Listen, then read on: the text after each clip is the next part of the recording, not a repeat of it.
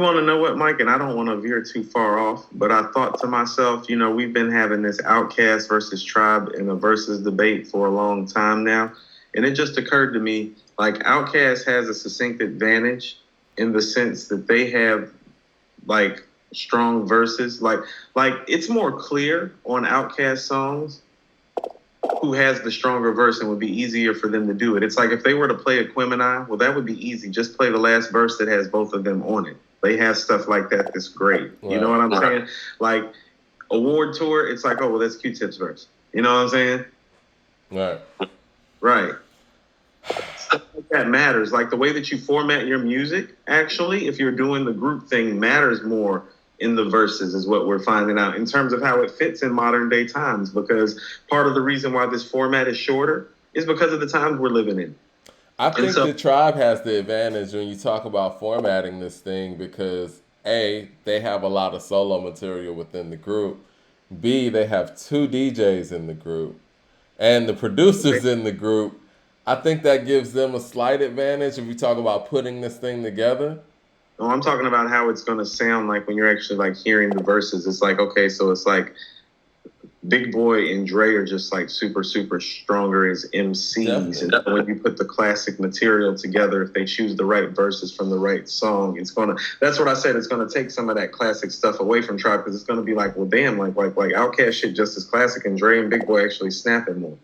We weren't even going to talk about Cass, but I do want to talk about this real quick. I mean, just like what I was saying with Bone or whatnot, picking a verse. I think you and I know how super strong Big Boy is in the Outkast material, but a lot of people let's keep real. A lot of people be waiting on Andre's verse. Like, I remember watching Atlanta, and they were playing Elevators, and they skipped right over to Andre's last verse on Elevators, and I'm like, and they had enough time to actually play, both verses. Mm-hmm. But they didn't. And I just would hope if there were Outkast verses, there wouldn't be any of that going on where it's like we're just going to be playing a bunch of 3,000 verses. I mean, specifically, Mike, I think that's really only a problem on the ATLiens material specifically because for me, Dre's strongest lyrical performances on ATLiens, and that's the guy that you hear where people start to believe it's like, no, that guy might be the best MC in the game, period. That's on ATLiens. And so a lot of the stuff on that way gravitates towards Dre. But in the basis of their catalog, Mike, especially like, of course, like the first four the four albums together, of course, like Big Boy has plenty of strong stuff to choose from. Like his verse starting off Southern Playalistic. That's what I mean. They can pick one of their verses from Southern Playalistic. You know what I mean? I think Big Boy is super strong on ATLiens too. Like when he comes in on Two Dope Boys, you know what I'm saying? Like, yeah, from the bottom of my lungs, a nigga be going spitting this game, coming up on you from the south. The ATLiens ain't changed. Cool in the most part, yeah. But again, with the hits, if we're talking about the hits, we're talking about the song ATLiens. Every day I sit while my nigga be in school thinking about the second album at the dungeon shooting pool. Now, I like if they were able to pick from those songs and pick the verses where they went 8 and 8. Yes, sir. Yeah. That's what I'm saying. They have a lot of that to choose from. Yeah. That's going to play very, very well in this format. A lot of the Tribe stuff is solo stuff or one verse. Mm-hmm. Right. Like Mike's, so they can pick from Ain't No Thing, Southern Playalistic, Spaghetti Junction, you know what I'm saying, ATLiens, Wheels of Steel. They can pull from that stuff. I think when you're going against Tribe, though, you got to pick the strongest songs. Because when you're going up against Electric Relaxation, Award Tour, Bonita Applebum, Check the Rhyme, Can I Kick It? These are strong-ass songs. I mean, Mike, the only one of those songs that like really disturbs me, like in their catalog. I think Award Tour is a top 10 hip hop song all time potentially. Like, you don't think Electric Relaxation would give Outkast trouble? No. That one and Scenario were going to be the next records that I would think of. Like Award Tour, Electric Relaxation, and Scenario are the ones that I think are like Outkast probably wouldn't win those matchups. What does Outkast have for Bonita? I mean, just putting it, a song like it. You can go to Art of Storytelling. I Part knew you one. were gonna say that. I think Benita's much better than Art of Storytelling. It's a bigger hit too. It's a bigger hit. That doesn't mean it's a better song though. So that's what I mean. That's what I mean is like a lot of that is gonna be like, oh, well, how is Benita's verse gonna play versus Dre's verse live?